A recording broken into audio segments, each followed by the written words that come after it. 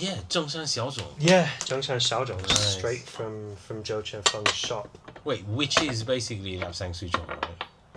Yeah, Lapsang Souchong I think is the Hokkien pronunciation. Right. But it's the same tea, yeah? It's the same tea. Because I remember my 1 year bringing it back to the UK and my mum going like, oh, it's nowhere near as good as my Lapsang Souchong. And I was like, Right. It is Lapsang Souchong. Right? But because the overseas version tends to be the smoked one. Yes! And that was the original one. But isn't the argument that the smoked is actually the lower quality teas from that region? Like, they smoked it because they weren't confident in the flavour.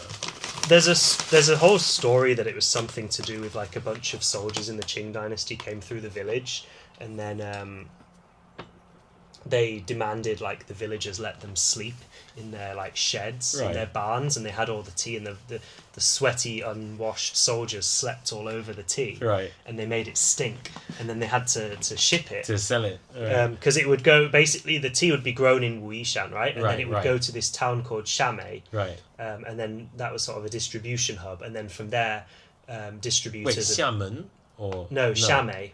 Where's that? It's a little very small It's town. a small town, okay. It's part of Right. Wui Mountain. It's like over. Oh, it's area. still in the Yeah. Wui Mountain area. And then from there, it would go to Xiamen or Fuzhou to be exported. Okay, right, which are the big ports. And so they were like, "Well, we've got this shipment, and our tea stinks of like soldier sweat. What are we gonna do?" So someone was like, "Let's just like smoke it."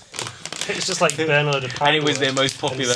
Like suddenly, and like, everyone was it like, was being exported to Southeast Asia, probably Singapore or somewhere, and it just turned out that the customers loved it. And asked turned for into more, a bestseller. Yeah. and it became a thing. And they're like, if they like the smoked version, just. That's the story. But the unsmoked version, which is what we're drinking now, was actually there was a tea master that specifically created this for Jiang Zemin when he visited the Wui Mountains. And so this was created in, I think, like the late 90s or the early 2000s. Wait, you mean this particular version? The of unsmoked Zhongshan Xiaozhong was a later... Oh, what? So for like decades, the only Zhongshan Xiaozhong you could buy was the smoked stuff? I believe so. Oh, I never knew that. Wow. Because obviously, like, I don't actually like the smoked one. And when I was in Wuishan, I really liked this. Like the Zhongshan Xiaozhong. Yeah, but the smoked one's sort of fallen out of favour, and it's only really... Yeah. I've got some here as well. Right. But it's really hard to get in China because they pretty much only make it and they sell it directly to those British and Southeast Asian big brands. The sort of colonial customers who, they've got over decades, like when they were kids or whatever. I mean, actually, like my mother, like she has that taste for it. Yeah. Right. And she's very much like Lapsang Souchong and like Orange Pico and all this kind of stuff. And apparently, like Pico is also Baihao. I thought that. Oh, yeah. It's Bohea. Right. Bohea is the Wuyi. Yeah. It's a anglicized it was version all of like Hokkien. I mean, like for China, like that region is like definitely one of the centers of tea. And like when they set up all the plantations in India, what how much do you want to bet? Like most of the original plants were from Wui region. I'm pretty sure there's a whole story about this that Scottish bloke or whoever. Yeah. Anyway, Kung Fu. This Zhongshan Xiaozhong is so good. It is very good. And you can buy this on my store. monkeyofferspeech.com. So, Kung Fu. Yeah, I think everyone's seen you from the videos in Shanxi and Tianjin. On the Xingyi series. In the Xingyi. So, I mean, you've been in China a really long time. Like, tell us how you came out here in the beginning and how you got into martial arts. Oh, wow, the beginning of it. So I probably... I kind of regret, because I am quite different from other people who've ended up, doing martial arts seriously, in that I didn't do martial arts when I was a kid. Right? And...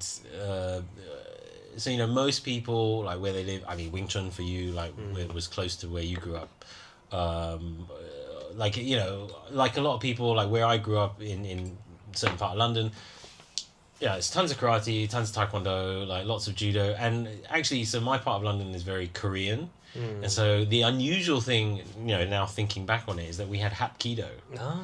right? And I just literally just on trip back, I just drove past there, and I was like, wow, we're actually like very lucky to have Yeah. hapkido, because hapkido is It's a very cool lots system, throws, yeah. some pressure point work, plus all of the kicks and stuff. Yeah. Right, so looking back on it, I should have done that when I was a kid, but I didn't. And so I only started martial arts very late when I was at university, and I had a bunch of friends at that time, mostly Hong Kong Chinese. I was doing practical Tai Chi, which still exists in the UK. Dan Doherty, who's passed away unfortunately, he was a Southeast Asian Lei Tai champion with fighting with only Tai Chi.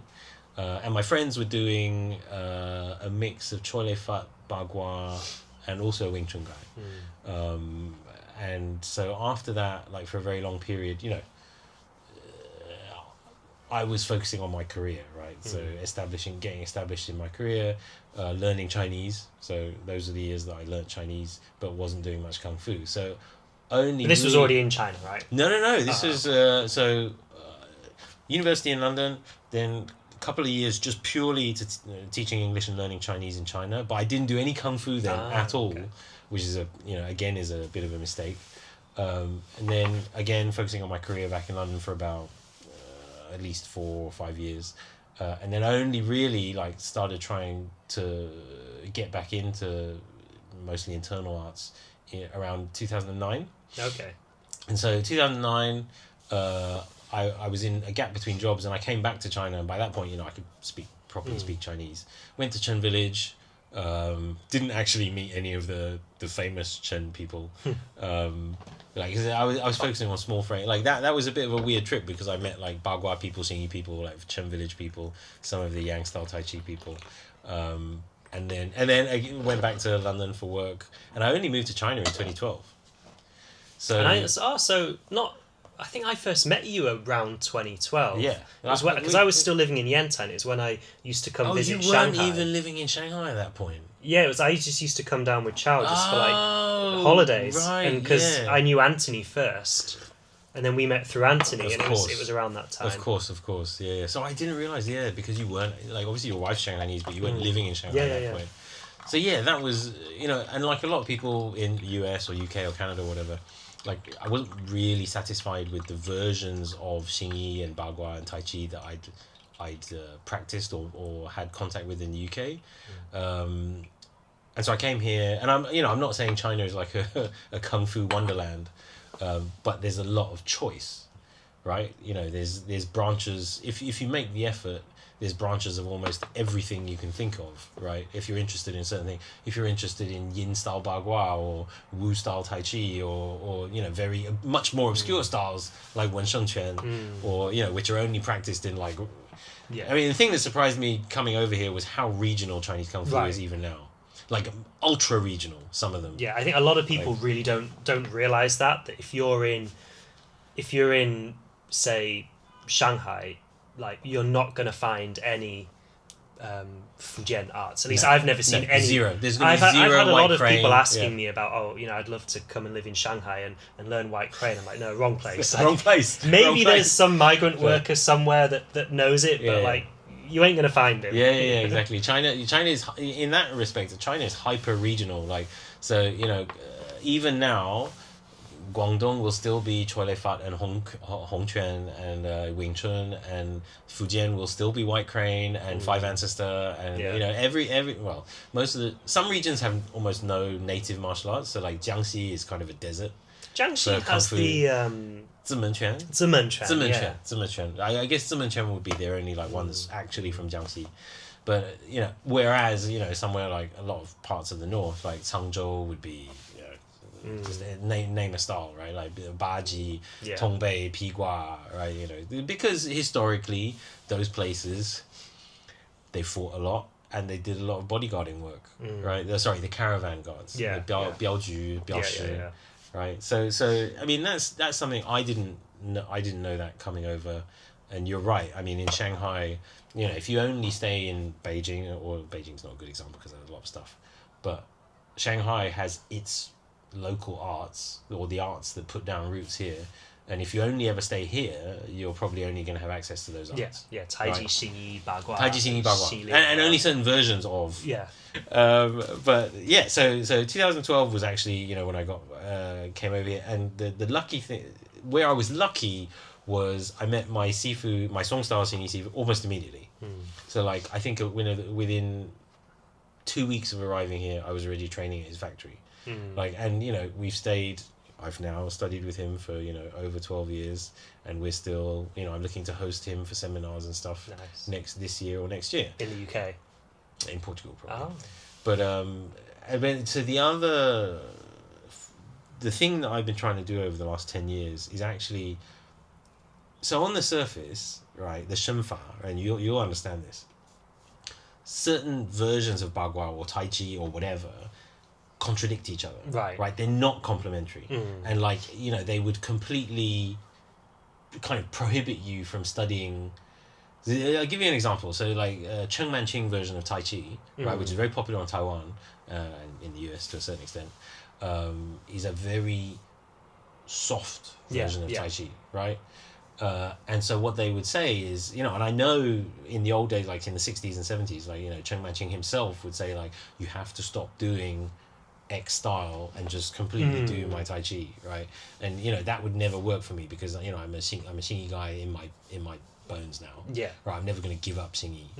Right, so I've always been looking for these things that overlap that and can align, fit together, that align with what I do, and you know that's been hard. It's actually been quite hard because, like I say, so on the Tai Chi side, a lot of stuff is too soft, quite frankly. You know, I because in, you know, when I was still in the UK, like there was a lot of criticism, like tofu Chuan, right? Like you just can't stand up to even a little bit of pressure from a Wing Chun. Tofu fist. Tofu fist, right? You can't stand up to a Wing Chun person or a Baji person or whatever. So in which case, you know, is it really martial art? Like, you know, you're fine for your health, but it's not really working as a martial art. And so for a long time, like I've been looking for things or versions of systems that would actually be complementary. And like I say, so on the Tai Chi side, a lot of the problem is it's too soft, right? So certain, but so in Chinese, it'd be 刚柔相济, 刚柔相济, right? So a merger, a melding of hard and soft.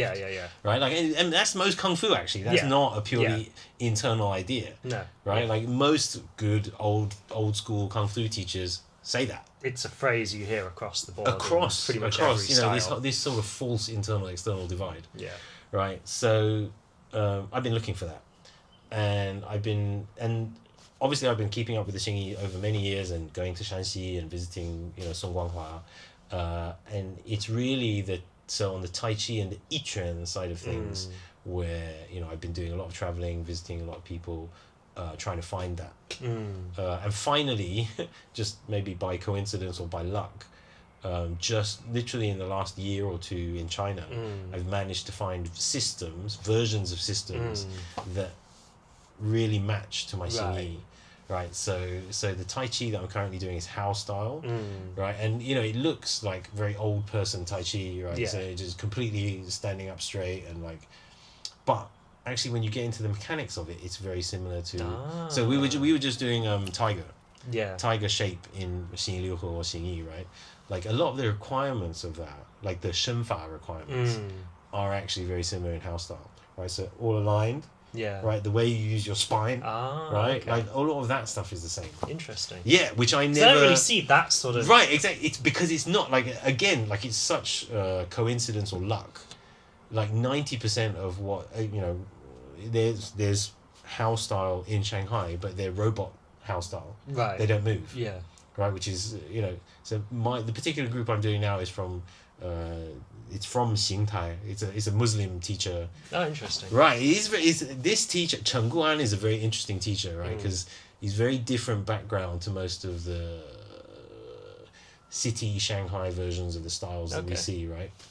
He was a Huimin. He was a Muslim from Xingtai. And he's obviously, you know, in China, the Muslims normally do some version of long fist as their base, right? So they're often taught by the imam, right? The ahong. Yeah. Right, so he was taught Cha Chuan by his ahong in the mosque, and then did Shuai Jiao second, and only did Tai Chi like when he was 20 or something like that. Right. So his Tai Chi is very Xingyi Tai Chi. Yeah, okay. Right? Like, and he actually knows, he was friends with a lot of the Henan Xingyi Liuhe teachers. Interesting. Which or the older generation that would now have passed on. Yeah. Right. So like very famous Li Qingshan, who was very famous Right, for his yeah, Paida, yeah, right? yeah. So it's very interesting. Like the teachers that he was friends with, like were you know the representatives of their branches in Henan at the time, like Zhoukou and Kaifeng and all this kind of stuff. And so his Xingyi, so his Tai Chi is very Xingyified. Okay, yeah. Right, So like that's sort of rubbed off on the way. It has a lot of things. moves.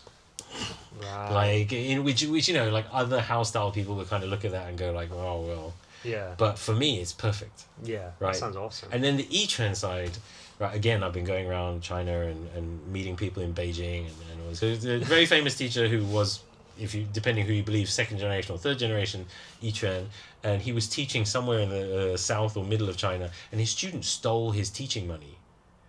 Like his disciple ran off with his money. Wow. And so he was stranded in the middle of like Henan or Anhui or something. And he had to phone one of his other Beijing disciples to sort of like get him back to Beijing. Wow. Yeah. I mean, there's so much that went on. But he's a very controversial figure because he's actually the one who spread Yichuan around China. Because, you know, Yichuan was so Beijing based for so long. Yeah. Right. Even though, you know, the founder of Yichuan went to Fujian, actually, arguably, there's a lot of white crane still in Yichuan. Like, you know, obviously the founder studied a lot of Xingyi, but actually, you know, when you look at the way they do it now, like it's got white crane power in there.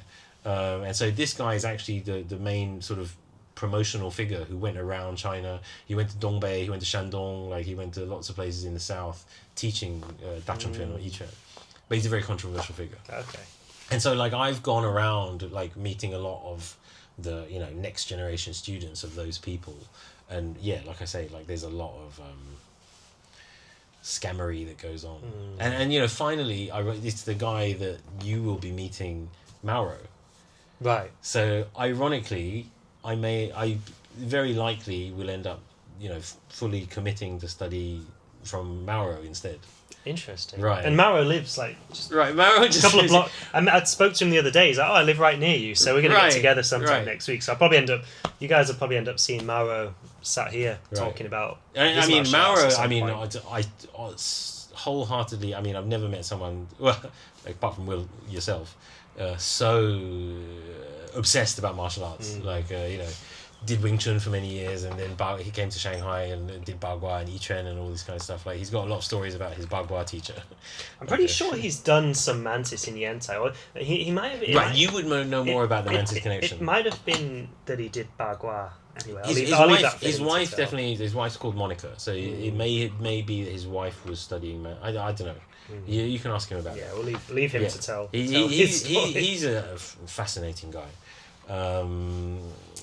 But yeah, because, and this kind of goes to some of the things that, you know, we've previously talked about off camera, like two things. One, misrepresenting your art, right? Like saying you're the family successor or you're the Hao family or the whichever family when you're not. And also what I see a lot of where people sort of hold back. I mean, you know this, right? So hold back on the weapons side, or hold back on the qigong side, or hold back on like the applications of a certain movement, right? Like, or on the sparring side. It tends to be a bigger problem in the so-called internal arts. Yeah. Like it doesn't really seem to be much of a problem in like Mantis and Baji and stuff like that, but it's very much a Taiji Xingyi Bagua. I mean, people end up practicing for. So actually, this is a story from my own group, so I can definitely tell it. So my Sifu, like, he originally studied from one teacher and then later converted to full Song family, right? He knew I'm practicing Song style Xingyi Chuan, but actually what I'm doing is not fully in line with what they're currently doing. So Song Guanghua, who you've met, right? Like, and he told me a story just this morning. So his Shixiong, right? So he has a kung fu brother who's been studying much longer than him. Like, I think by this point 25 years, but you know, can't even do Fajin. Wow. Right? Not proper Fajin, right? Like not with actual power, right? And so apparently this elder brother like came to him and was like, 小戴,这能不能教我你那个腰胯的那个发劲？ Like, and he was like, but you're a disciple of my original teacher. Like, you should just really, you should just ask him. And he's like, 他教不了. Like, he can't teach me that. Like, just show me how to do it. And like, and he was so happy. Like, a week later, he just came. Well, 10 days later, he came back to my CV and he's like, I can do it. Look, I can do it. Wow. And he'd been training for like 20 over years. Yeah. Like, yeah. So I mean, you're right. It is much more common in the internal arts because people tend to just practice say 64 palms or whatever Yeah.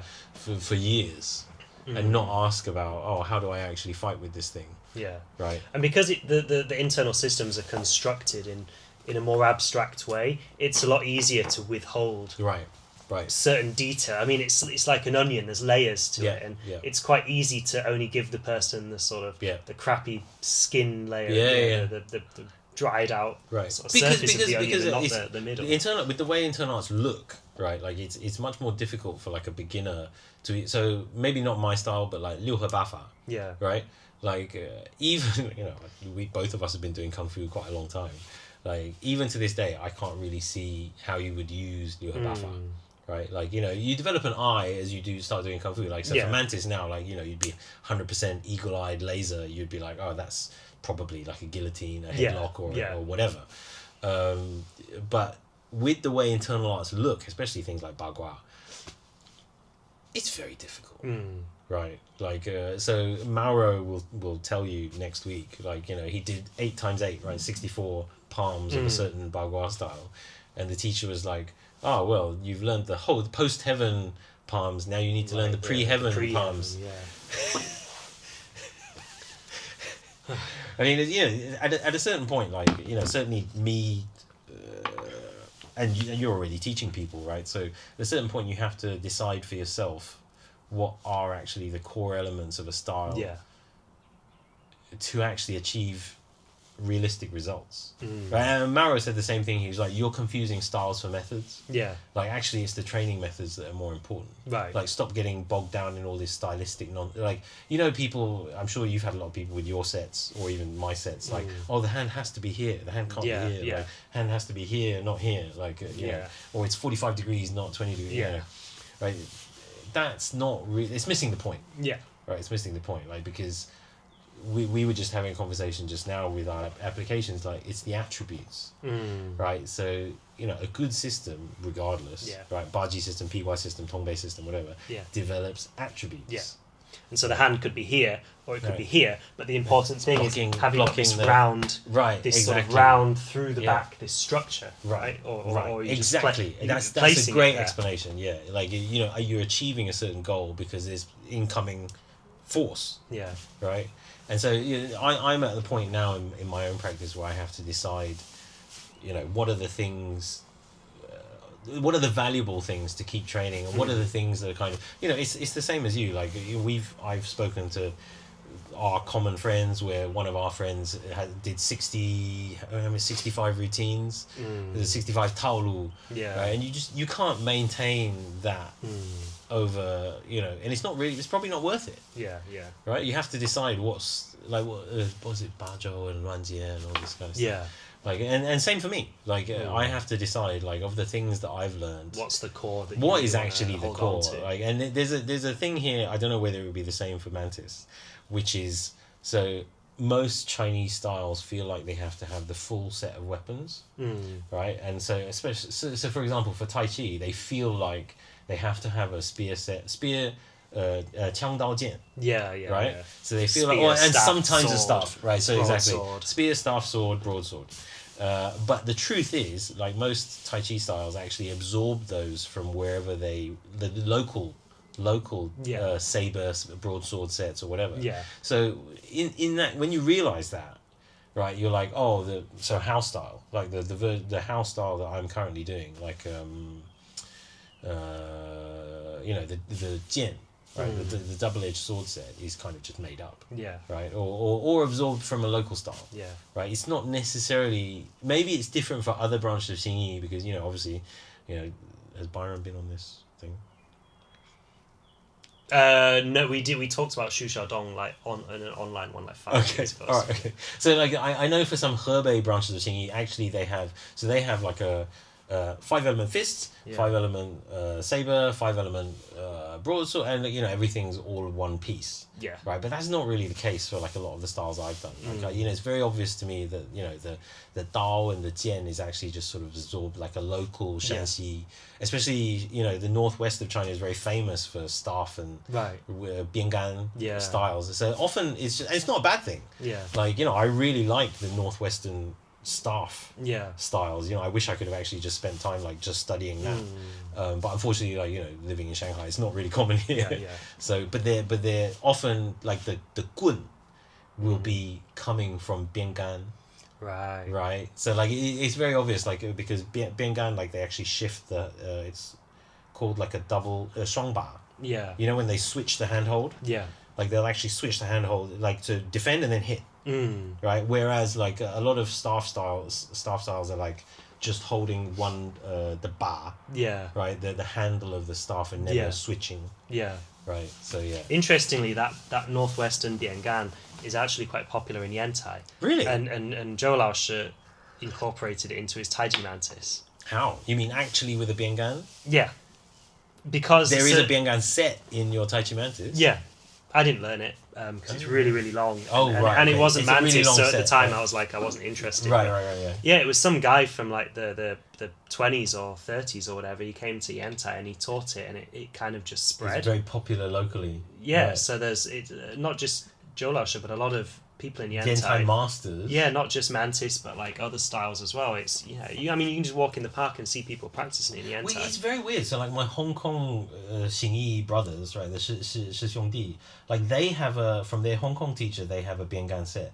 So I saw them practicing it, and I was like, "That's biangan." Yeah. Where did you guys? I mean, it's Hong Kong, right? It's, Yeah. you know, hundreds of miles from where biangan is from. And they were like, "Oh, our Hong Kong police." So their teacher is a policeman, or he was a Right. policeman for many years. He learnt it from a guy in Shandong. Ah, yeah, it's And probably so he said he was learning Hei Hu Quan, like black tiger boxing, okay. in Shandong, and he learnt it from the teacher. The teacher that was teaching him that also knew biangan, Okay. but was from that area, was from that Yantai Qingdao area. Well, there's a Heihu Quan. That's one of the forms in the Tai, because Taizu Chang Quan is recognized as one of the local Yantai styles. Alongside, it's not originated from Yantai, but it's Right, but it's a popular it's one style of the locally, right? like Bendi Quan, the local. So it's, Bendi it's Quan, Mantis, Taizu Chang Quan, and I think the Ditang Quan, the ground stuff, are Interesting. the three local styles. And the Taizu Chang Quan has a Heihu Quan, a form called Heihu Quan or Heihu Mon or something. Right. That's Probably really interesting. Yeah. Probably the same thing. I mean, one of the things I've noticed over time is like the more conservative a group is. I mean, generally, the less likely they are to have good stuff for fighting. They may have like the best Dantian rotation in the world, but like because to fight you have to go up against other people. Yeah, you have Right. to be open. Right, you have to because be open. It's an interaction, right? So it involves going Outside your door Right. and actually meeting someone who does some other thing, Right. Like anything else. Right. Yeah, they could be doing Krav Maga or Taekwondo or whatever. Yeah. You have to be open to that Yeah. in order to improve. Whereas you've come across, and I've also come across a lot of groups in China who are very closed. Yeah. Right. Let's be honest here, especially when we're doing the Die Style series. Right. Like there are still quite a lot of teachers who feel like they have the special sauce, and it's a special club, and you're only allowed in if you pledge Yeah. 100% loyalty to their club. But it's become, I would say, almost more of like a kind of a yogic type practice. Like it's not. I don't mean like yoga as in Actual yoga. but I mean, as in it's more of a cultivational thing, right? You're doing these very complex and advanced sort of Dantian rotation Sure. movements and very difficult breathing patterns and coordinating that with these really abstract movements. But it's no longer about generating power that can hurt someone. Martial power. It's martial about power, yeah. it's become a goal in itself. Right, that kind of you're right. Like that kind of practice is already like very far away from like martially useful power, Yeah, right? yeah. Like, and fair. Like there are definitely people who go down that rabbit hole and just do it for that, and that's fine. Like you do you, like, but there's a little bit of a problem there where it's easy to delude yourself, right? And also, if you say so, for example, when you say like it's going into like yogic style practice, right? Then you should be healthier than the average person, shouldn't you? Right? If you're doing any type of qigong, I'm not allowed to mention it on here, right? Like the FLG thing. Yeah, I'm still living. You're leaving China, but I'm staying China, here. I'm fine, so okay. Let's just call them the Qigong cult who shall not be named. Who shall not be named. The Qigong cult who shall not be named. And now it makes so much sense. So apparently, again, I don't have a book reference for this or a written reference for this, but it makes a lot of sense. So if anyone that's seen the practice of this Qigong cult who shall not be named, it's actually mostly standing post. Which right? I always found quite interesting because that's not a particularly widespread practice outside of Yichuan, outside right? of Yichuan, right? So, and it turns out, so there's a student of the founder of Yichuan who only studied because she had it was really weird. She had bad eyesight. Okay. She'd actually like overwork, and her eyes, she was so short-sighted that she couldn't even read a book in front of her face. The doctors apparently said, I know the name of this lady, and through the practice of Yichuan, she actually improved her eyesight to the point where she'd go back to work. Wow. And that was the main reason she did Yichuan. Okay. She was not interested in the pushing hands or the fighting or anything. Right. She just went to the founder and was like, my eyes are bad. Like, and no one else of all things, it's not like all the I've got a things. bad back or I've got bad blood pressure, so I want to learn meditation to fix my eyesight. Yeah, exactly. Like it's it's a crazy thing that it did help. So after 2 or 3 years of doing Yichuan, like just standing in the park in Beijing, like her eyesight did get better to the point that she could go back to work, and that was the main thing she wanted out of it. But ironically, the founder of Yichuan actually really liked the fact that she was not interested in the fighting part and just told her to, keep persevering with your practice and do those very specific things that I was telling you to do, right? Visualizations and things like that. And apparently it's through this person, this lady, later taught the founder of Qigong that shall not be named. Right? And so, which makes a lot of sense because the practice that you see, so when I was living in Hong Kong, I would see some people doing the exercises. Yeah. They look like Yichuan exercises. Lined up outside the and Chinese embassies doing their thing. Well, exactly. Yeah. So and it's a very distinctive practice. Yeah. Right? Other Tai Chi people will say, oh, we also do that, but they don't do it. The look of Yichuan poses is quite distinctive. Right? So to me it makes a lot of sense. Right? And obviously it's politically sensitive, but yeah. But that actually just leads on to another question then. Do you think that Tai Chi and other styles have absorbed this practice from Yichuan? Or was it always a part of Tai Chi and that's a bit of a tricky question to answer because there's a lot of evidence that so say like early Chen village, right? Like 1940s, 1950s, whatever. They definitely didn't have standing. They didn't do if you read because there's older teachers, right? So obviously most of the current crop of Chen village teachers were trained by one person or two people. Yeah. But even before that, there's the Chen family. Yeah. There's actually lots of branches of the Chen family themselves, and they're people who just learned from their uncles or whatever. And they would, if you read the stories of them, they didn't have standing. They basically did. They maybe would hold postures, so they would hold a Chen style single whip, or whatever. But there was no standing as such. No, none of this specific Jianzhuang. The Jianzhuang was actually. I mean, this is factual. This is in multiple magazines and things. So from Beijing, they invited Feng Zhiqiang to come down from Beijing. Who's a student of Chen Fake. To come down to Chen village in the 70s, in the early 70s, I think. And it's after he came, because he's very big on the Jianzhuang. Yeah. So it's only after he came that people started doing Jianzhuang in Chen village. And so, and the same for Yang, I went to the hometown of Yang style, and they said the same thing. Historically, they didn't really do Jianzhuang. Right. It's something they teach nowadays and there's huge value in Jianzhuang. I think both of us agree on the posture. Yeah. Holding a posture is very valuable for a lot of reasons. And so nowadays they teach it to beginners almost automatically, right? But that's not historically, that wasn't the case, right? And there was much more. So I think like in the old days, what there was a lot more of is what they call 定式. Right. Right. So like get to 单边, stop. Yeah. Hold it.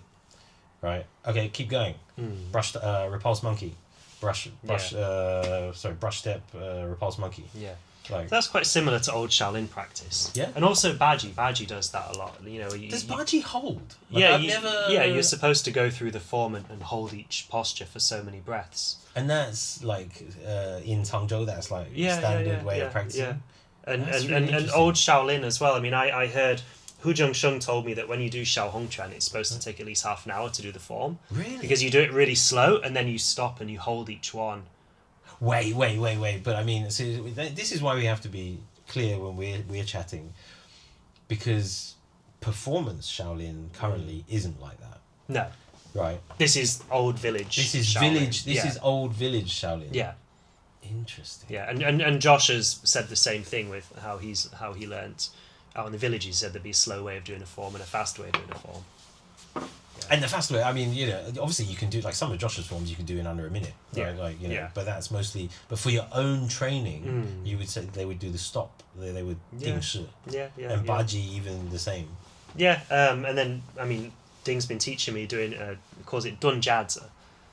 So it's like you hold the pose Right. in a full squatted stance, and then you come up onto your toes. So you lift your heels up off the floor, Right. and you do a very low squatted stance, just on your tiptoes, Right. and then you hold it for several breaths, and then you put your heels down. I mean, and then I remember you've done the video with, you know, with the sort of communicating or chatting with Yeah. the Taiwanese branch.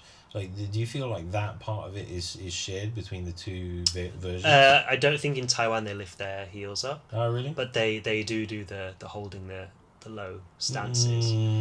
Interesting. And I think in Dongbei they do the lifting the heels up. Dongbei version of Baji. Yeah. Okay. Because Francisco, one of my students, he studied Baji in Changchuan. Right. He didn't have a name for it. He was just Right. like, oh, you know, we had to do the stances like this, and he was showing me. And he was like, sort of building this almost like a tension in your foot, Okay. like lift, you know, like a sort of lifting your heel up, Right. and then sort of the intention of wanting to push down but not pushing down, like Oh, you know, sort of. Like what's the word? Like delaying the stomp, Right. sort of thing. Right, So you'd yeah. have it the foot up, and you'd be like, and then tensing, pushing against your own resistance. Wait, is the Dongbei, like, is that Huo family Baji? Yeah. Okay, wow. Yeah. It's supposed to be very demanding version of Baji. Yeah. Right. But I mean, Even more so than I'm original, quoting like- him on this. I've Okay. not been up Right. and experienced Not done that that myself. practice. So Right, okay. I'm quoting him on this. I mean, that does so- sound very tough. So one thing I wanted to get in before, you know, we probably have to go off. The thing that surprised me going around China is the huge difference that there can be even from the same students of one teacher. Like, you can cut, right? Yeah. Like, okay. Right, so there's one particular teacher who's very famous, like, and has grad students in the US and stuff, Wang Peisheng, right? So he was a master of Bagua and Tai Chi, and so Yin style Bagua, Wu style Tai Chi. He'd also done some Tongbei and wrestling as a young man. And Qigong as well. Like, I think he was like Chinese medical doctor or something. Now, by this point, I've met multiple, I think 7 grand students of him, students or grand students of him, and it's just crazy the difference between how big the difference between just their understanding of what their system is. So like to give you an example, like you know, we were talking about the super soft, Yeah. right? So like, you know, one particular person would be super soft, right? Would be like almost like the tofu type Yeah, style. yeah. Like, I mean, you know, sorry. And then at the other end of the spectrum, remember, these are all students from like the same teacher. Right. Like, there was a guy who, like, go on, give me your arm. Right, okay. So like, you know, in push hands, you've done a little bit of push hands. You just do the circling, right? Like, he was so connected and heavy that I couldn't even do the circle. Wow. Oh, like really like I this sort of literally, feeling. he was like, 盘拳, they call it 盘拳. 盘啊, 你盘啊. Like, I Right. couldn't pan his arm. almost like Southern Mantis type. No, thing. but his arm was actually relaxed. Okay. But his arm was interesting. relaxed. He was just so connected. Right. Like, you know, because they practice a lot to get the power from the legs coming up Right. into the arms, and the arms get very heavy and all Yeah, this kind of yeah. stuff. And I was just like, holy shit! Like, are these people from the same teacher? How can these two people be studying even the same system? Wow. Yeah. Right. And I later on in Shenzhen, I met another teacher from the same kung fu family. It was different again. Like, he would let you push him into like really weird positions, Right. and it would just go bang. Like, he could actually do it. Like, there's videos of him doing it on me. Like, and I was like, none of your other kung fu uncles or whatever can do that thing. And he was like, yeah, we get different interpretations of exactly the same system. Interesting. So if you ask them to do the form or whatever, their form all looks the Looks same. the same, but how they. But their interpret understanding, their interpretation of the art. I mean, it probably doesn't happen in Mantis so much. Like, just to have the same external shape, but such completely different understanding of what. Not so much. A bit, Right. but not. Like that Yeah. like one really insisting on the structural strength, and the other one having nothing. Right. You know, like, it's Yeah, really weird yeah. to have such a big variance. But actually, that's quite common. Like, I think it's to do with the traditional Chinese way of teaching. You know, 因材施教, Yeah, yeah. right? Teaching Like, according to. 因人而异, Yeah, right? Like, you know, Chinese teachers, like, you know, that's a virtue. yeah. Like, that's a good thing for Chinese teachers. But often I think, like, certainly the way that my mindset growing up, like, that's actually like bad teaching. Yeah.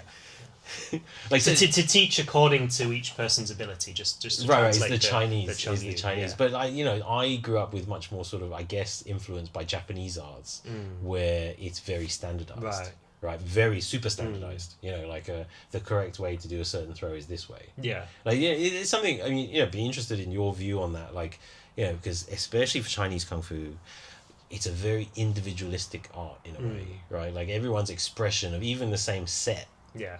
can be different, right? And 3 generations or 4 generations later, like, in the case of Taiwan versus mainland versus Shanghai versus Hong Kong versus the differences can get pretty big, right? Like, how do you view that issue? Well, I think there's been various efforts to standardize, more so the so-called external northern styles, Sure, the long fist based styles, Long fist type styles. through Jingwu and the Guoshu Guan and stuff. There's been a lot of movement to standardize them, and have everything done kind of the same. And I mean that was more for you're teaching large groups of people, right? You got 40, 50 people all lined up, and you've got an instructor at the front, sort of bellowing commands, and they're doing their forms all in a row. Yeah. But the older way is more. It's like, I mean, we tend to call, like, baishe, we call it like discipleship, but I actually think apprenticeship is a better way of translating it. Because it's like you have a close mentor, and they teach you in a very personal way. Yeah. And it's in a door, right? So it's in the teacher's home. It's in a very personal, intimate setting, and you're getting little details. And it's like, okay, go off and work on this now. Go train with your friends and spar and work at applications, and come back and we talk about what happened. What did you learn? What did you do? Like, I think it's kind of two approaches. Yeah, it's the closest thing in a Western context is that old apprenticeship system. Where you would, because, like, say, what is it, like, clothing, suit, men's suits or boots or whatever, like, that was, there's secrets. Yeah. It's not open to everyone. Yeah. And you have to do it for years before you get good. Like, it is very similar to that. But I mean, but then you end up, what tends to happen is that it's relatively easy to standardize, say, across Hong Kong. But then Hong Kong will have a different standard to Shanghai or Yantai or whatever. Well, that's what's happened with Mantis. I mean, Mantis is quite regional. You would see, Mantis in Hong Kong is done one way. Mantis in, there's small amounts of Mantis in Shanghai. It's done another way. Right. Shandong, Dongbei. And then different again in Malaysia? Taiwan. Right, Malaysia is probably Southeast closer Asia version. Malaysia's probably closer to the Hong Kong stuff. Oh, right. It's a bit different, but Okay. I'd say it's reasonably But similar. that's probably because Hong Kong teaches. Yeah, Right. yeah, because it's all through Cantonese. through Law Gong-Yu's lineage. Yeah. But yeah, so you definitely get these sort of regional flavours and standardizations. Where does the Korean Mantis fit in there then? Because there are Mantis groups in Korea, right? Yeah, probably closer to the Dongbei stuff, but again, it has it has sort of become a bit its own thing, especially as now they're already several generations removed from the Chinese masters that brought it over during the Japanese occupation. Yeah, it's just an interesting thought, like how certain branches can preserve certain elements of or emphasize certain elements of a system. Yeah. The example I'm thinking of is, it's not something I've ever studied, but there's a Bagua teacher, a Korean Bagua teacher who moved to the US very early on, and like, you know, he's been teaching for 50 years, I think almost 50 years by this point. And I would say he's retained some of the fighting elements of Bagua that are actually quite hard to find in the mainland now. Interesting. Because you know, and Will and other people in the Wushu movement like know about this. Like, you know, in China, more and more, because of the official Wushu, the institutions and the money and the jobs and the titles all goes with forms competitions. Right, so, you know, there's a very noticeable trend where, you know, everything that I do, like, for example, there's a competition version of Song Xing Yi Quan, there's a competition version of How Tai Chi or whatever, you know, and it's very far removed from what we would consider good Xing Yi or good Tai Chi. Yeah.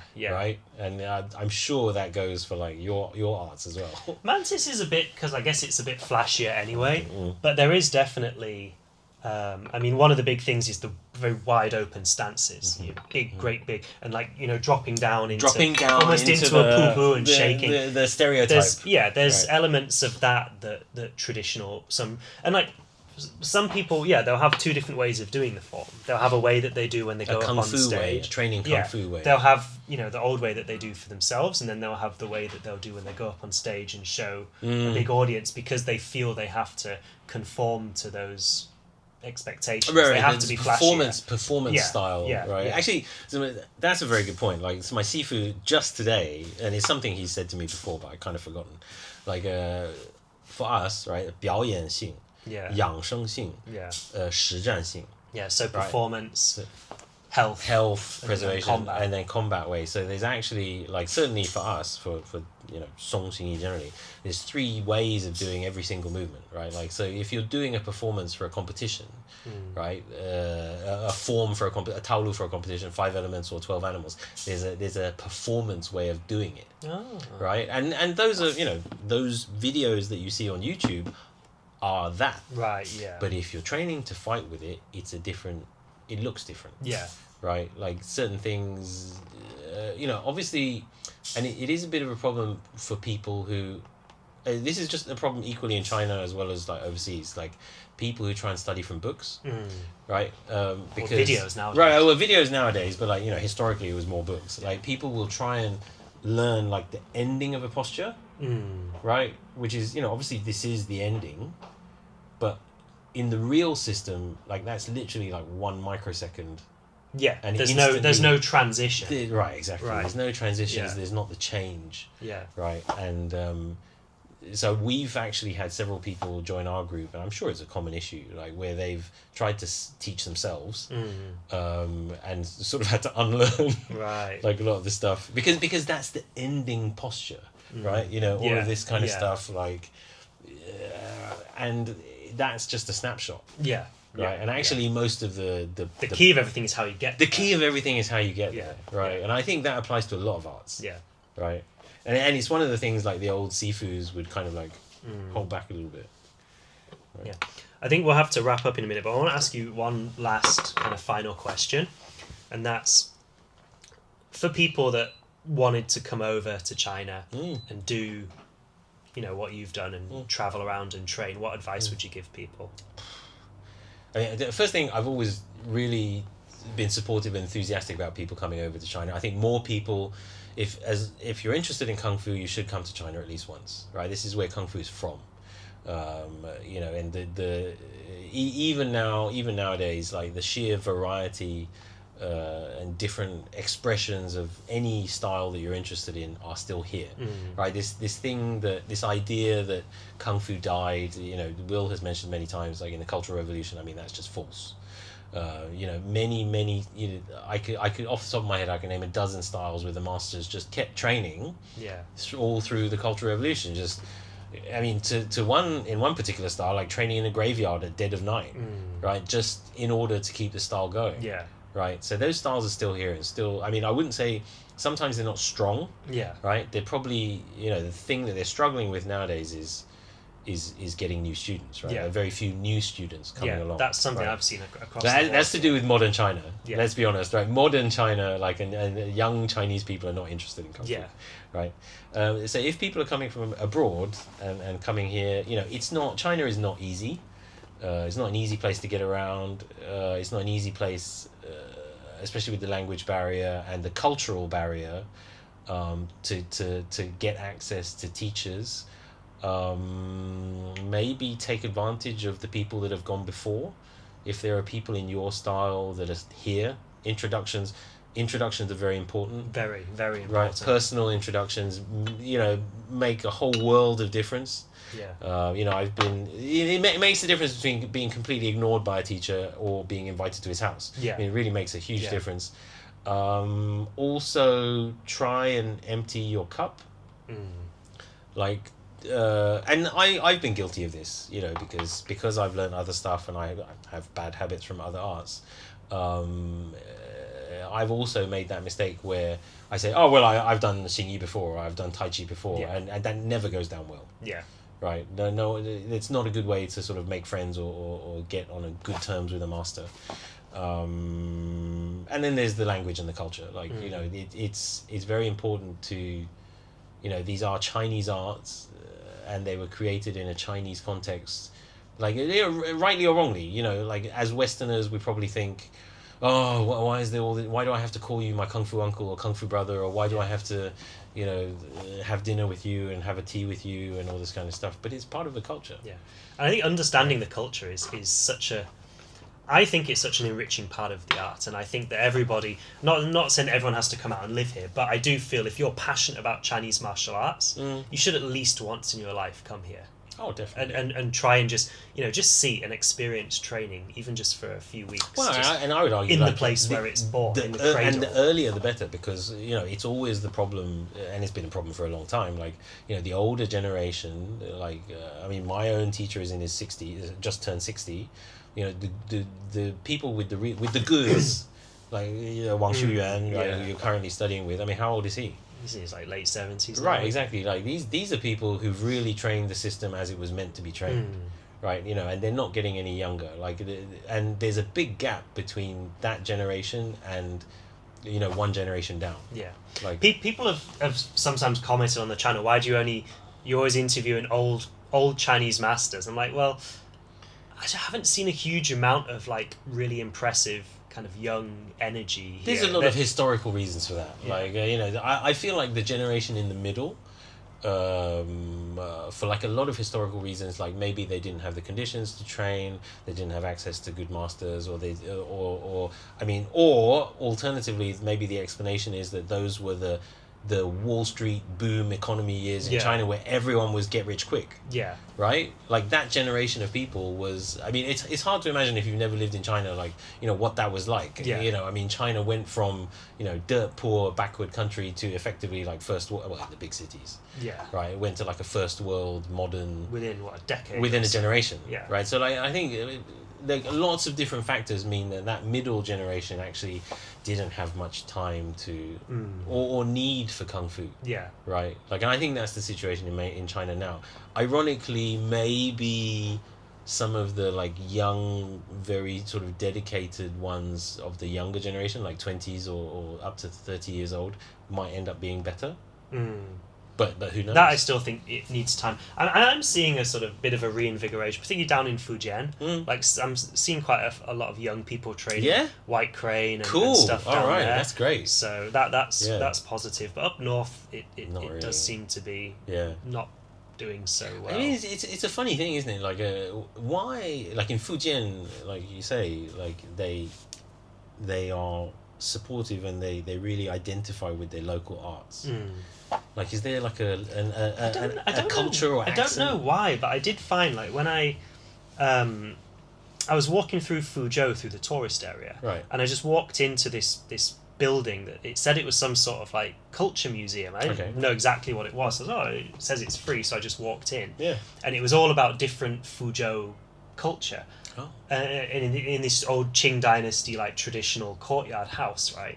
And then one section was all about kung fu, and they had like this exhibit, and it was like incense shop boxing, White Crane, Bajing Chuan, 8 Wells boxing, which I've never heard of. Never heard of.